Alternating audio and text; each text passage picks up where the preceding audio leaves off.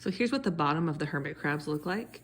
This one, because the shell is a tighter spiral, it's a smaller circle, the body actually fit into that opening hole, so I just stitched it in place there. Oh, there's my little cat visiting. This one has a much wider shell, and because of that, the body fits on the loop of the shell but does not cover the hole. And I hot glued this one. It got really messy. This was a practice one. So I'm going to show you a technique to cover this messy area if you would like to, or just to cover the hole in the shell.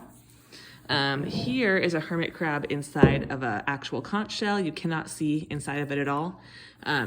So I don't know, there's nothing really to see for the bottom of this one. It's just stuck into a conch shell. And it is glued to keep it in place, but you could just also place it inside.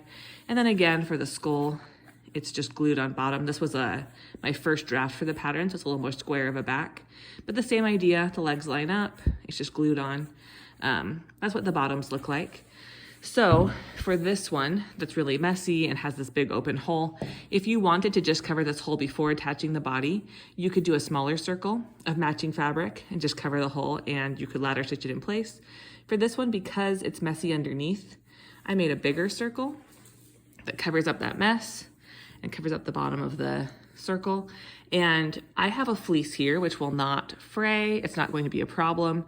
If you are using a cotton or something that might fray, you may want to turn the edges under, or you could also sew two circles together, flip it right ways out, and then this will be a finished edge already all the way around.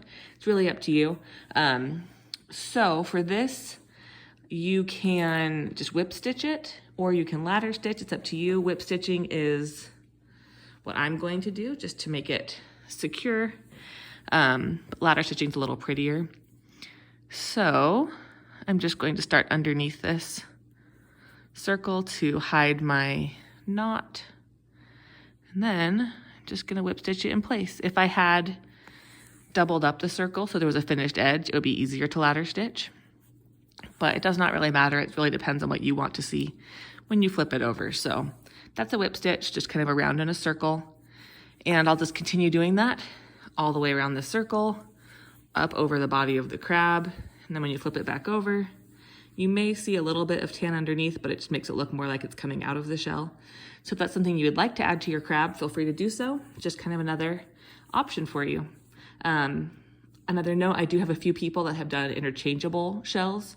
So if you do that, I would just put it on the shell itself, not on the crab body. And then they had snaps on the shell and on the body, or Velcro or magnets. And so that's a way to make the bottom of the shell flat. You could actually put stuffing in here too before you cover it up. And that's just a way to make that a solid piece. So that's just some ideas for you.